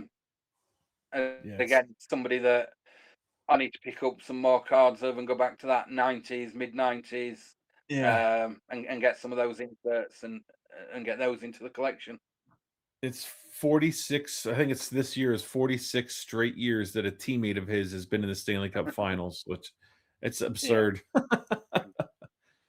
How about, are there any sets like I said, we talk about all the things we love, and it's not that I like to focus on or draw attention to a negative, but, there's certain things that doesn't necessarily resonate with us as collectors, but is there anything that you feel is a set that you're like, you're not it's not for you, you're not a fan of it, that if you were to, get rid of it, send it off to the hobby retirement home, and then bring something else back. But what would be a set that's like, yeah, it's not really for me. I get it's for out there, but something not for me. There's a couple of sets, and I Hmm. wouldn't necessarily get rid of them, Hmm. but I think they need, again, to go back to what they were. Black Diamond for one. I used to love Black Diamond in the day, Hmm. in the 90s, in the 2000s, when it was a more set, base set driven. Hmm. Um, it wasn't just a one pack with, you know, memorabilia that's manufactured and sticker autos and Hmm. fake diamonds or whatever it is they use Yeah, yeah, yeah. for, for the cards. Okay. I again, it's one of the sets I used to love, the old Black Diamond. So Mm, to go back to that sort of product, is there a place for it?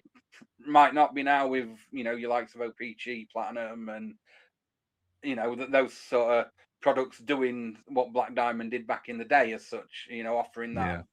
thing. And ice as well. I used to like the old ice cards when they were Okay. more a clear cut card, or some of the old designs on those. Hmm. Um, I know Cool. Upper Deck might not go back as such, and they're trying to move on to new things, but probably those two sets are the ones that I'd Yeah, I'm say interested to see. I'm interested to see the new ice layout. They're yeah. readdressing it, so that should be Mm. interesting. So, fingers crossed that we're going to enjoy that. Yeah, How one to about look for. anything that you wish was back from that you did that we don't have anymore? Anything that you're like, "Oh, I want to bring this set back," or "I'd love to see these cards again." Um, it's a good one. That nothing springs to mind on that Okay. at all. I think yeah. Yeah, I wasn't Um, sure. like I say, I'm more sort of sets that are there at the minute, going back to older designs, or changing up a little bit rather than just bringing something back. Okay, cool. How about, have there been any outside of forgetting where the hell that Hasek card was at the expo, any mistakes that you made in the hobby that going along that stick with you as one of those learning moments? Because I feel that we don't really make mistakes or screw up. We give ourselves teachable moments or learning moments. Anything that sticks with you as far as a valuable lesson that you learned that whether it's changing how you collect or a financial or emotional difference that you learned from? It's a difficult question to answer. Mm, okay. I've had cards in the past, and you look back and you think, "Oh, I moved that too quick. I sold that one too quick." Mhm. Um, but you could have moved it at the right time. You can't project what that player's going to do, or which way the card market's going to go on certain cards or certain players. So you Mhm. might look back and think, "Oh, you know, I pulled a Celebrini Deluxe Young Gun on EPAC, and Oh, I got." out of the 250. Yeah, the 250 ones, Mhm. and got a decent price on it at the Yeah. time. The top end thing. It's probably worth 4 or 5 times that now. Yeah.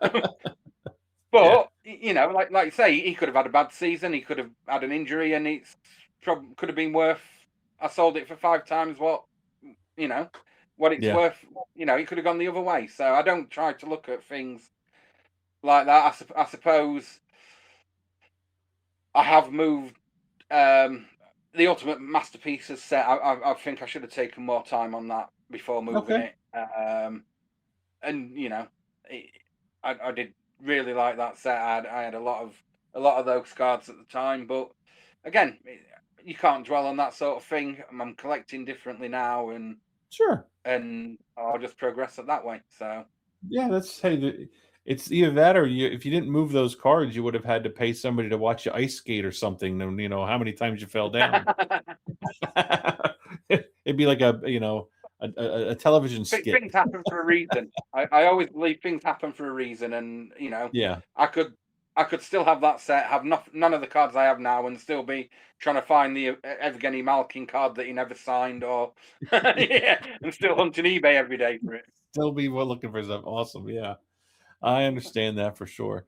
Well, since I wanted to create a couple extra questions that I wanted to see, and maybe these are, if these are bad questions, we can move on to each one of them. But I wanted to give you a few basics, and you can just kind of elaborate on them, or like, it's not really hard to want to answer, Neil. So one of the things do you feel like is the biggest difference between a UK and a North America hobby culture? Do you feel there's any differences that you be able to identify? Um, I think the people over here who are really into the hobby, and are genuine collectors, have got as much passion as Canadian collectors, North Mhm. American collectors, European collectors. There's just a lot less of us. Yeah. People Cool. still, have that same passion, still hunt the cards, and we're still using all the avenues, everywhere else uses to buy cards and trade. We trade for cards. It's just a very niche group of collectors in the UK Indeed. that hopefully will grow over time. Yeah, that's awesome. No, that's great. Yeah, I wasn't sure if there was something more. That's what I felt it was. I felt like it would be. I was thinking my answer would probably be. It has to be very niche. So, Hmm. any weird challenges that we didn't discuss? Like you talked about, the shipping and whatnot. Is there anything strange or out of the ordinary where you're like, we wouldn't have thought of that, or like this is pretty unusual for us? Um, I don't know whether your likes of Slab Sharks is obviously a big one at the minute where people are submitting Mm-hmm. and selling cards that way. I haven't really looked into it whether we can do that sort of thing from over here. Could I, it's open. I know between sort of Canada and USA, you're trying to build those links to get cards into slab sharks quicker. Yep. Uh, is it something again? It's all about fees and import and export fees for getting cards over there and whatnot. Is Mm-hmm. over time, are there going to be avenues that open up for not just UK collectors, but maybe other European collectors to Europe. Yeah. submit and purchase and Slab Sharks UK, yeah, or Europe, EU. You throw it out there, put it all across the whole area. And then I guess the other one I have, the last one for this in this vein, I suppose. Um, is there anything that you've identified that you think that North Americans take for granted when it comes to the hobby?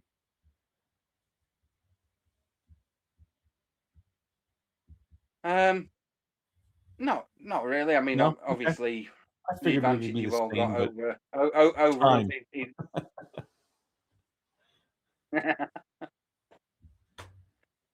so yeah, it's just obviously you've got more accessibility to cards than what we have over here. But is Okay, that that's just the again? name of the game, I It's something we suppose. have to live with.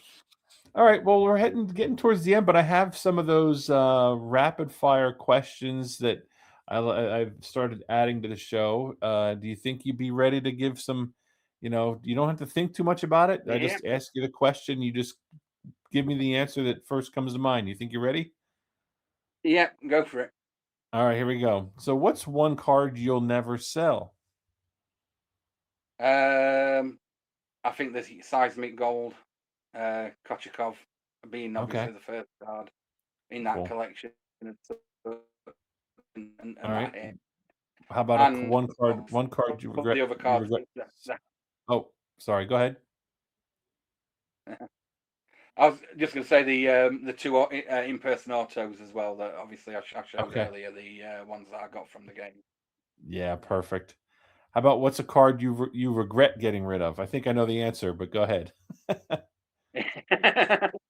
Yeah, the other one I'll throw out is the Conor McDavid rookie breakouts in on EPAC as well. The year Okay. 15-16 when the die cut out of 100 the rookie breakouts and Hmm. move that one too quickly as well. Okay. There you go. There's I didn't hear that one before. So there, perfect. How about do you have a favorite set or design that you like that you're always loyal to? Um, I would say the canvas cards. Obviously, Hmm. I'm over a long span of time. I just think they're the best photos. The canvas effect on the card is just I could collect those all day. 100% agree. What about what's an overrated set? Um, Either Premiere or uh, Ultimate. Okay. I don't have many of those. Yeah, they're sort of very hit and miss both sets. All right. How about underrated sets? One that you think is under the radar? Metal. Metal. Okay. And Yeah, then yeah, I know the answer. We talked about raw or graded. So you would be raw. Um, yeah. a favorite player to collect is probably Kachekov. Kachekov. Yeah, Kachekov. Yeah. And then who would be like? Do you have a favorite all-time player? Again, probably Stevie Eisman, just Okay. for the Red Wing connection. And you Cool. know, I just that was the reason why I supported the Red Wings and chose the Red Wings mainly on a fantastic captain and a great two-way player. Excellent. Cool. Well, that's awesome for that. That's all I have for that. But now we're going to move into like our PC spotlight stuff. Do you still have other cards that you didn't get to cover yet? Yeah, so I've dug some Kachekov top five out. There we go. Uh, There we go. Let me do so that.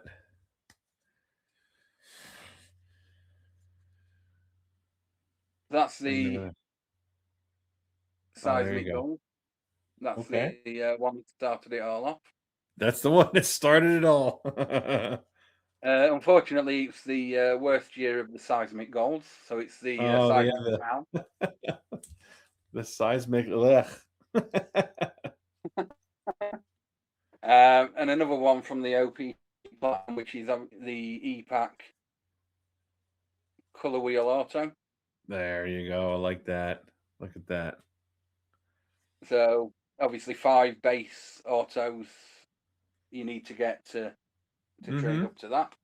Mm-hmm. Um, a set that I really like, which is another favourite of the Gong Show, the Hang Parker on, you Champions.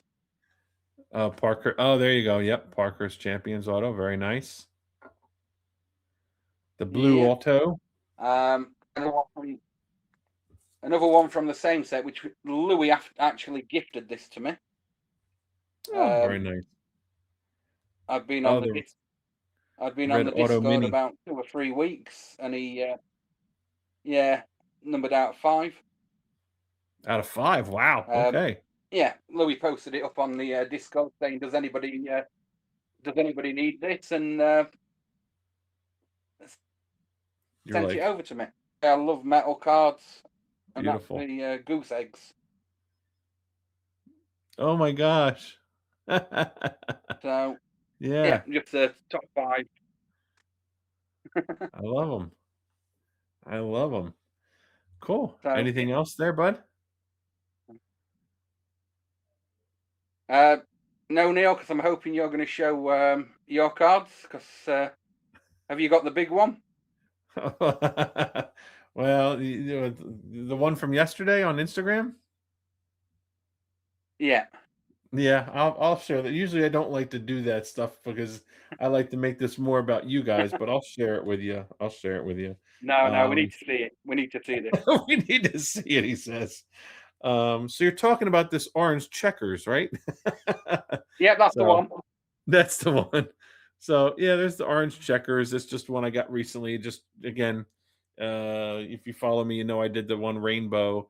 So I'm on to my next one. I'm on to the next rainbow. This was one that was missing. So that was one recently. And you kind of inspired me. So you'll recognize this. I had a stack of cards sitting here on my desk. You'll recognize these inserts from ComC. These are Yeah. the receipts. So Yeah. I'm like, you know what? He's talking ComC. I gotta talk about a couple that were very similar to you, like um, filling in some voids from later, which is the ComC Invincible featured performers. I think this is the featured performers. So yeah, again, just that gold foiling that they've had. You know, it's totally era related to the era, the 90s, all the Late over 90s. gold. Yeah. What was this? 97. Yeah. So the over gold foiling of everything.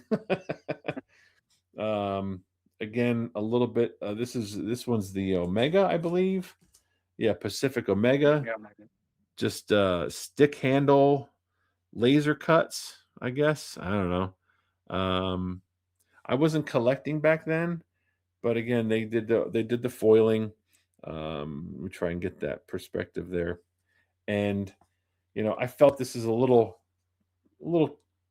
campy, if you will, for cards, but this definitely But screams. they've managed to fit the player and the sticks. It's all in proportion. It's Yeah. yeah, interesting design. Yeah, it's nice. Oh, and I didn't even notice this. There is it's got like a laser cuts. It's all. Let me see if I can do this. Where the heck is my phone? See if I can do this. I just noticed it holding up the light here. Um, Maybe it won't come through. Yeah. See my phone in the background. Yeah. Yeah. There's very, very small laser hole, like little cuts in it. Interesting. Didn't notice that before. I was wondering why the hell they called it laser cuts. So there's that. So yeah, you were calling out ComC stuff, and I'm like, I literally just had stuff show up a couple weeks ago. There's that. Let's see. There's a cool. This is a Gretzky one. This is I forget if I showed this or not. I've had my eye on this one for a better part of a year. SPX Extreme. I forget if I shared it before, but it's just the cool coloring of the Oilers colors with the big X behind it in the background. So it just was eye appealing to me. It's out of 999. Nothing super special, but it just was an eye appealing What's the card. year on that one, Neil? This is 2007. Yep, 2007. So 07, 08, or 06, 07. I forget which. But it's on my Instagram. So if you follow my Instagram, you can go Yeah. see. And I put Yeah. I Good. put the year on it. But yeah, it's just one that Right. always caught my eye, and it was always overpriced because I'm like, it's out of 1,000 people. Why is this Yeah. card over $30? It's not. It's out of 1,000. But I just had to wait and be patient. So I think Patience. yeah, right. Patience. Um, and this one was one I got it, and again, I put this on my Instagram, but I liked the photo. It's another Gretzky.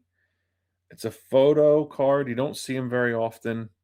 It's from the NHL draft in 2010. They were giving these cards away in packs. So the draft happened in Los Angeles, and I just like the photo on it. It really just made my eyes happy, I guess. You don't see it very often, and No, no. that's something that I Yeah. like to do. Yeah, I love that sort of thing. a card that's it's not rare, but it's not seen often. Something that's a Correct. little bit different. Yeah. Yep. Yeah, it was less than 10 bucks, I think. Maybe 5, $6, but it was different enough for me to enjoy it. So, and then the one you're asking for specifically, uh where is it? All right. Sorry, I wasn't going to do this one. You're talking about that one? Yeah. Yeah, yeah. Let's put this here. Take the cover off to give it its due justice. So there you go. That's the. Hang Yeah, on. that's an absolute beauty. Yeah, the black foil. You can see the foiling and The the shield is shield. so well Mm. centered, so well centered as Yeah, well. it's acceptably centered. Yeah. It's acceptably centered. Take it. I don't even know if I've actually yeah touched it much. Let me block out some of the background. So yeah, it's within a week I came in, so really thrilled with it. Um, Game used, and I've heard people for years talk about shield this, shield that, and yeah, I never thought I would never thought one would show up, but uh, ironically it did. Ironically it did. So, but yeah, No, some of the stuff brilliant. I've got going on. You know, that one's a monster, but that's not what I collect for. I honestly, I'm more into these, you know, these guys. I'm not saying I poo-poo that one. Trust me, I love it, but I No, have way more of those. those one of one. Yeah, the one of ones don't come up often. The shield card's probably even less. Yeah, And if you get that opportunity to grab it and you're in that position to get it at the time, then you've got to get it, especially if it's your main PC. If it's your main yeah, PC, 100%. It wasn't, yeah, it wasn't like I had I didn't have it just sitting around. It wasn't perfect timing. Trust me, it came probably could be the worst timing, but yeah, it was good timing in general, and you know just now I'm going to take a break for a bit. So, but awesome. Well, thanks for sharing those things. I appreciate that. Before we wrap up, though, I wanted to give you an opportunity for any closing thoughts. So, one of the questions I like to ask people when it's all said and done, and what do you want your collection to say about you as far as how you viewed the game or the hobby? yeah. So that's one of the reasons why I'm doing these sort of 80s to present day Stanley Cup winners. I want to tell that story through what I remember, through what experienced. So Hmm. um, I probably should have started it in the early 90s, but I couldn't ignore the 80s Oilers, so I went back a bit before I started watching the game. But there's a lot of history there, and building it through. So that's what I want to tell. And again, it's an ongoing thing. It's something that I don't have to stop. Once I've finished it, I haven't finished it because there's another Stanley Cup winner, and then there'll be another Stanley Cup winner. So I can just build. It's something I can keep building on.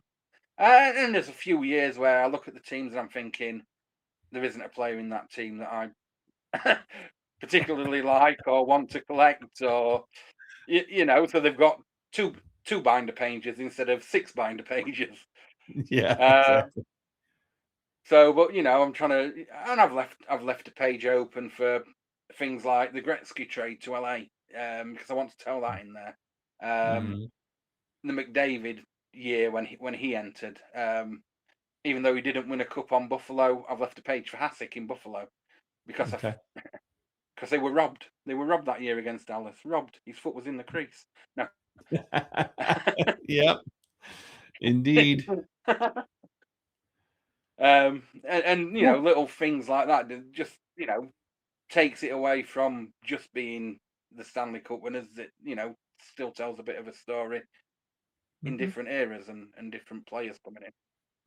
Awesome. Great. Well, I couldn't have said it better. Like I said, I felt after talking the last hour or more together, that's what I felt like. You've conveyed it well enough to me about how you collect. So that's very fitting way to um, way to want to feel and how you put this thing together with your collection. So it definitely comes through. Definitely seems to Good. come through. And then one piece of advice you would give to someone that's like just starting out in hockey card collecting, what's something you would share with them as far as any tips or things to avoid? I suppose just things we've probably already gone over in this conversation. Things like don't be pressured into collecting what you don't want to collect, or just following the hype market, or etc. Find something that is on your level with your budget. Mhm, Something that you enjoy collecting. That when you look at it, you're not going to pick up a card and say, "Oh yeah, I've got that," and just throw it away again. Something you're actually going to look at and appreciate and want to look at. Time after time after time. mhm, And finding that, like you say, we keep saying, finding your own pathway, or your own lane. Um, mhm. People don't be afraid to make a mistake. People will and do.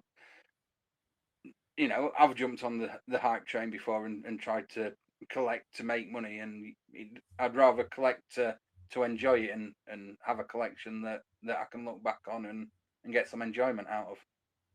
Perfect. Beautifully said. Beautifully said. I appreciate that. So, well, Adam, we think I've taken up enough of your time. You're getting to the tail end of your day or whatever, and late afternoon. And I want to thank you very, very much for taking the time to join me and sharing your passion with us. No, So, thank thanks you for again having for me on, joining Neil. me I today. appreciate it, and hopefully you can get on with your day now.